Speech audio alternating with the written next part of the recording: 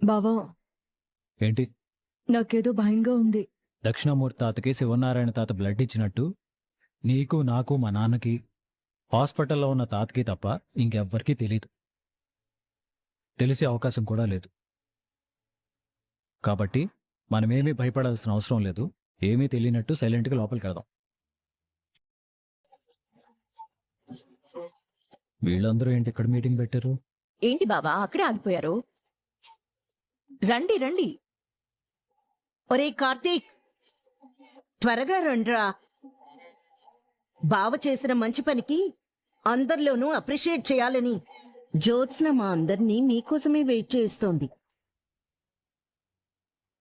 నిజం బయటపడిపోయిందేమో అని నా డౌటు. మీరైతే ఏమీ తెలియనట్టు సైలెంట్గా ఉండండి.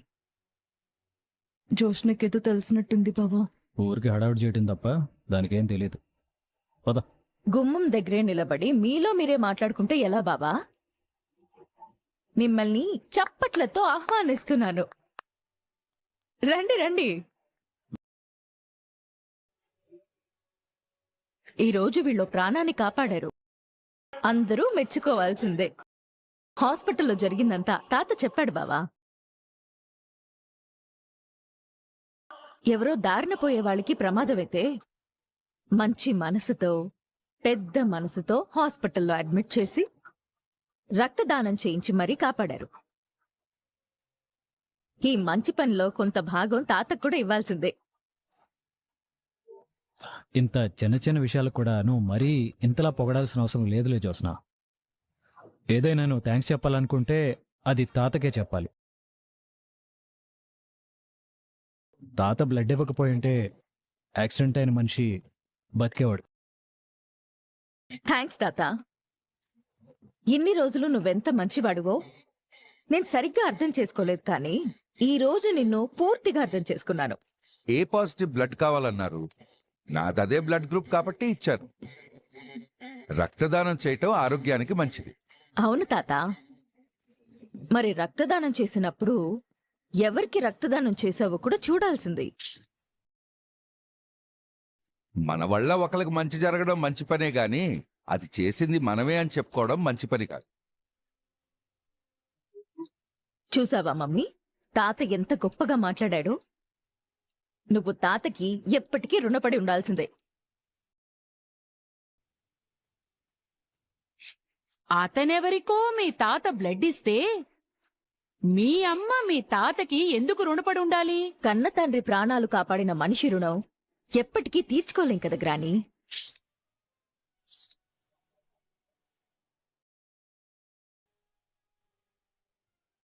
జోష్నకి తెలిసిపోయింది బావా. మరి జోస్నకి ఎలా తెలిసింది? కన్న తండ్రి ప్రాణం కాపాడ్డమేంటి? 1 మినిట్ మమ్మీ. నేను నీకు క్లారిటీ ఇవ్వడానికంటే ముందు తాతతో మాట్లాడాలి. తాత, మనం దక్షిణామూర్తి తాత ఇంటికి వెళ్దాం పదా. వాడింటికి మనం వెళ్తావేంటి? వాడిని తాత ఏంటి? అయినా వాడు పేరు నువ్వెందుకు తలుచుకుంటున్నావు? దక్షిణామూర్తి అనే అతను నాకు తాత కాబట్టి. ఆ మాట అన్నావంటే పళ్ళు రాలిపోతాయి. చచ్చిన మనిషితో బంధం కలుపుకోవాల్సిన అవసరం మనకి లేదు. అతన్ని నువ్వు తండ్రి అనుకోకపోవచ్చు, కానీ తాతకి బియ్యంకుడే కదా. వద్దంటుంటే ఎందుకు ఆ మనిషి గురించి మాట్లాడుతున్నావు? మీరు మాట వరుసకి వద్దనుకోవచ్చు, కానీ ఆ మనిషికి ఈ ఇంటితో ఉన్న బంధం ఎప్పటికీ తెగిపోదు. మనుషులే చచ్చారని చెప్తుంటే బంధాల గురించి మాట్లాడతావేమిటి? అంటే ఇప్పుడు ఆ మనిషికి మీకు ఏ సంబంధం లేదంటారు? లేదనేగా చెప్తున్నాను. ఎదురుపడినా మాట్లాడను అంటారు.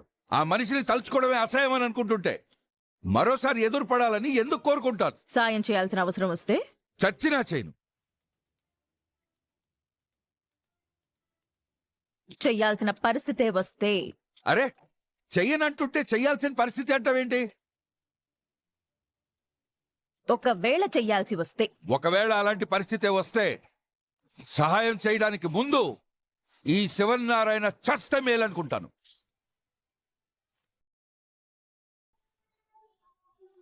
సాయం చేయడానికే నువ్వింత బాధపడితే అదే ప్రాణాలు కాపాడాల్సి వస్తే నా కంఠంలో ఊపిరుంటుండగా భగవంతుడు ఆ పరిస్థితి తీసుకురావద్దని వేడుకుంటాను.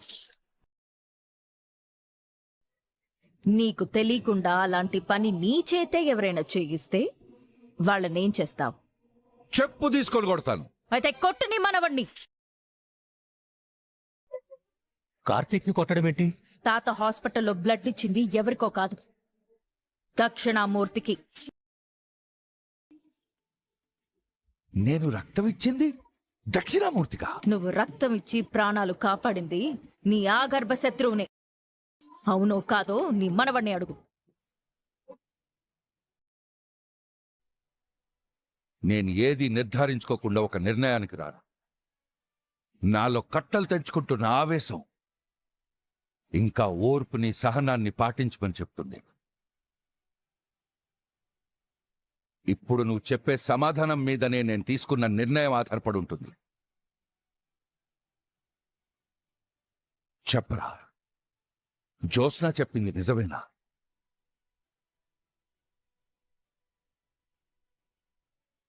మిమ్మల్ని బయటికి పంపించడం నాకు మంచిదైంది బాబా. తాత ఇప్పుడు మిమ్మల్ని ఏం చేస్తాడో కూడా ఊహించలేను. అడిగేది నిన్నే. హాస్పిటల్లో జాయిన్ చేసిన మనిషి ఎవరు? నేను రక్తం ఇచ్చి కాపాడింది ఎవరిని? జ్యోత్స్న చెప్పేది నిజమా కాదా? నిజమే తాత. అంటే ఆ మనిషి దక్షిణామూర్తి. నాన్న, నీ కొడుకు తప్పు చేశాడమ్మా.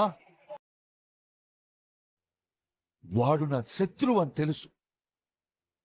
వాడు బ్రతికున్నది ఈ శివనారాయణ చావును చూడటానికి అని తెలుసు. అలాంటి వాడు ప్రాణాలు నేనే కాపాడేలా చేశాడు నీ కొడుకు. ఏం చేయమంటావు వీణ్ణి? మిమ్మల్ని రక్తం ఇవ్వమని అడగలేదు కదా మామయ్య గారు. కానీ రక్తం ఇచ్చేది ఎవడో తెలుసు కదా నీ కొడుక్కి. తెలిసి కూడా ఆపలేదు అంటే ఆ మనిషితో బావ కలిసిపోయాడేమో తాత. జ్యోత్స్న. అదే మాట నేను అంటాను. తాత, నోర్మయ్, ఆ దరిద్రుణ్ణి తాత అని పిలిచే నోటితోనే నన్ను తాత అంటుంటే పిలుపుతోనే ప్రాణం తీసినట్టు అనిపిస్తుందిరా. నేను తప్పు చేశానంటావా తాత? జీవితంలో క్షమించలేని తప్పు చేసి దక్షిణామూర్తిని కాపాడటం నీ మొదటి తప్పు. హాస్పిటల్లో నీకు నేను కనిపించినప్పుడు నాకు చెప్పకపోవటం ఆ రెండో తప్పు. రక్తం ఇవ్వడానికి నేను సిద్ధపడినప్పుడు తెలిసి కూడా ఆపకపోవడం మూడో. జ్యోత్స్న చెప్పే వరకు నువ్వు చెప్పకపోవడం నాలుగో తప్పు. నిన్ను జీవితాంతం వెలేయటానికి ఈ తప్పులు చాలు. రాక్షసుళ్ళంట మనిషే నీకు దేవుళ్ళ కనిపించినప్పుడు, నాకంటే గొప్పగా నువ్వే వాళ్ళని అర్థం చేసుకోగలిగినప్పుడు, నాకంటే వాడే నీకు ఎక్కువైనప్పుడు పోరా, పోయి వాడితోనే కలిసి శివనారాయణ అనే తాత నీకున్నాడనే విషయాన్ని మరిచిపో. ఇంకా ఏంట్రా తాత, నువ్వు నాతో ఎలాంటి పని చేయించావో నీకు అర్థం కావటం లేదు. అమ్మా సుమిత్ర, నీ మేనల్లుడు నా చేత పాపం చేయించాడమ్మా. నన్ను నేనే శిక్షించుకోలేని పాపం చేయించాడు. తాత, నువ్వు కోరుకున్నట్టే నేను ఇక్కడి నుంచి వెళ్ళిపోతాను. కానీ వెళ్లే ముందు నీతో కొంచెం మాట్లాడాలి. ఇప్పటి వరకు బాధ పెట్టింది సరిపోదా? ఎవరే బాధ పెట్టింది? వదిలేస్తే తెలియకుండా పోయే ఒక నిజాన్ని చెప్పి బాధ పెట్టింది నువ్వు కాదా? మీరైతే నిజాలు తెలుసుకుని ఎవరికీ తెలియకుండా చాటుగా చెప్పుకుంటారు. దక్షిణామూర్తికి రోడ్డు మీద యాక్సిడెంట్ అయితే కార్తీక్, దీప హాస్పిటల్లో జాయిన్ చేశారు. అంటే ఈ నిజం కాంచనకి తెలుసా? తెలుసు. అత్తకి మావయ్య చెప్పాడు. అంటే శ్రీధర్కి తెలిసే వాళ్ళ మావి గారికి చెప్పలేదన్నమాట. కొడుకు చేసిన పాపాన్ని కడుపులోనే దాచుకోవాలనుకున్నాడు. కాని కట్టుకున్న భార్య దగ్గర నిజం దాచలేకపోయాడు. కన్న కొడుకుని కాపాడుకోవాలని ఎవరికుండదు చెప్పు? ఇక మాట్లాడటం ఆపుతావా? నేను తప్పు చేశానని అందరూ నమ్ముతున్నారు కదా. ఈ పెద్ద నాకు శిక్ష కూడా విధించాడు. ఇప్పుడు నేను మాట్లాడాలి. నేను మాత్రమే మాట్లాడాలి. ఏం మాట్లాడాలి? ధర్మం. ధర్మమా? అవును తాత, ధర్మమే. 10 ఏళ్ల వయసులోనూ నాకు నేర్పించిన ధర్మాన్నే ఇప్పటికీ నేను పట్టుకుని బతుకుతున్నాను. ప్రాణం ఎవరిదైనా కాపాడటం మనిషిగా మన ధర్మం అని చెప్పాం.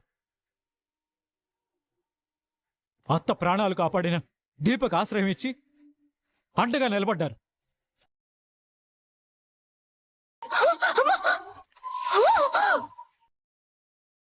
నా ప్రాణాలు కాపాడిన దీపకి నేను జీవితాన్నే ఇచ్చాను. నాది అదే బ్లడ్ గ్రూప్. రక్తం నేను ఇస్తాను. ఏం పారు, నువ్వు మర్చిపోయావా? నీ మనవణ్ణి ఎవరు యాక్సిడెంట్ చేసి వెళ్ళిపోతే రోడ్డు పక్కన చావు బతుకులో ఉన్న మనిషిని దీపే కదా కాపాడింది. యాక్సిడెంట్ అయిన మనిషి అలా కింద పడి ఉంటే చూస్తూ ఉంటారేంటన్నా? రండి, సార్ పట్టండి, ఆటోలో తీసుకుంటాం. ఆ రోజు కాశీని దీప దాసు మామయ్య కొడుకని కాపాడలేదే. ఒక ప్రాణం పోతున్న మనిషిని కాపాడటం సాటి మనిషిగా నా బాధ్యత అనుకుంది. ఇలాంటి ధర్మమే కదా నువ్వు నాకు నేర్పించింది. తండ్రి ఇష్టం లేని పెళ్లి చేస్తున్నాడని ప్రేమించిన వాడిని మర్చిపోలేక నా చెల్లి చచ్చిపోవడానికి సిద్ధపడితే కాశీతో పెళ్లి చేసి దీపే నా చెల్లెలు ప్రాణాలు కాపాడింది. వీడి కోసం నువ్వు చేస్తావా? కట్టు. ఇలాంటి ధర్మాన్నే కదా నువ్వు నాకు నేర్పించావు. బారుకి దీపంటే పడదు, మా నాన్నకి దీపంటే పడదు. కాశీ పారు మనవడని తెలుసు, స్వప్న మా నాన్న కూతురు అని తెలుసు. పెద్దవాళ్ళు తన మీద పగ చూపిస్తున్నా, ద్వేషిస్తున్నా తను మాత్రం ప్రేమనే పంచింది. ఇది కదా ధర్మం అంటే. మన శత్రువులు మనకెంత అన్యాయం చేసినా ఏ రోజు మనం ఎవరిని బాధ పెట్టలేదు, ఎవరి మీద పగ ప్రతీకారాలు తీర్చుకోవాలనుకోలేదు. ఎందుకంటే అది మనిషి లక్షణం కాదు కాబట్టి. నీ కోపం, నీ ఆవేశం, నువ్వు నాకు నేర్పించిన ధర్మాన్ని నువ్వే మర్చిపోయేలా చేశావు. ఒక టైంలో నీ కూతుర్ని వెలేసావు. తన ఆరోగ్యం బాలేదని తెలిసి మళ్ళీ నీ కూతురు క్షేమంగా ఉందని తెలిసేంత వరకు నువ్వు భోజనం కూడా చేయలేదు. నీ పంతం, నీ పౌరుషం నిన్ను మాట్లాడనివ్వకుండా చేయగలిగే కానీ నీలో ఉన్న మానవత్వాన్ని నువ్వు చంపుకోలేదు తాత. నీ శత్రువు కిరాతకుడై ఉండొచ్చు, కానీ నువ్వు కాదు. నీకు మనిషి విలువ తెలుసు, ఒక ప్రాణం విలువ తెలుసు. ఒక 100 ఏళ్ల జీవితం నీ కళ్ళ ముందు రాలిపోతుంటే నాకెందుకులే నువ్వు తప్పించుకుని పోగలవా? నిన్నే తాత అడుగుతున్నాను. నీలో మానవత్వాన్ని, మంచితనాన్ని చంపేసి నువ్వు ఒక రాతి మనిషిలో ఉండిపోగలవా? కొన ఊపిరితో ఉన్నవాడు శత్రువు అయినా సరే ప్రాణం పోసిన వాడే దేవుడు అవుతాడని నువ్వు నేర్పించిన ధర్మంతోనే నేను బతుకుతున్నాను తాత. ఆ ధర్మమే తప్పు అంటే చెప్పు. ఇప్పటి నుంచి నా కళ్ళ ముందు పోయే ఏ ప్రాణాన్ని నేను కాపాడకుండా వదిలేస్తాను. ప్రాణాన్ని బలికోరే నీ పంతాన్ని, రక్తాన్ని కళ్ళ చూసే నీ ఆవేశాన్ని, చావుతో బతికించుకునే నీ ఆత్మగౌరవాన్ని నన్ను కూడా వారసత్వంగా తీసుకోమంటావా? ఈ శివనారాయణ అలాంటి మనిషి కాదురా.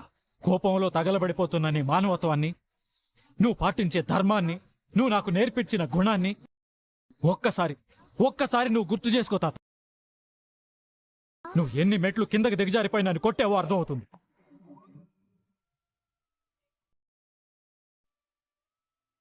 రోడ్డు మీద నా కళ్ళ ముందు రక్తపు మడుగులో ఉన్న ఒక మనిషిని ప్రాణం పోకూడదని హాస్పిటల్లో జాయిన్ చేశాను. నా స్థానంలో నువ్వు ఉంటే కాపాడతావా? చస్తే చావని అని వదిలేస్తావా? అతను దక్షిణామూర్తే కావచ్చు, ఇంకెవడైనా కావచ్చు. ప్రాణం పోతున్న వాళ్లలో నువ్వు మనిషిని చూస్తావా, శత్రువుని చూస్తావా? మాటలతో మనుషుల్ని మార్చాలనుకుంటున్నావా? అక్కడ చావు బతుకులో ఉన్నది నీ తాత.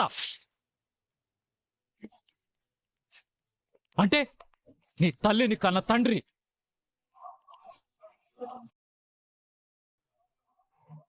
ఇదే ప్రశ్న నిన్ను అడుగుతున్నాను అత్త. నీ తండ్రి నీ దృష్టిలో చచ్చిపోయాడో లేదో నాకు అనవసరం. నీ కళ్ళ ముందే ఒక ప్రాణం పోతుంటే ప్రాణం పోతున్న వాళ్లలో నువ్వు మనిషిని చూస్తావా, శత్రువుని చూస్తావా? నీకు జన్మనిచ్చిన తండ్రి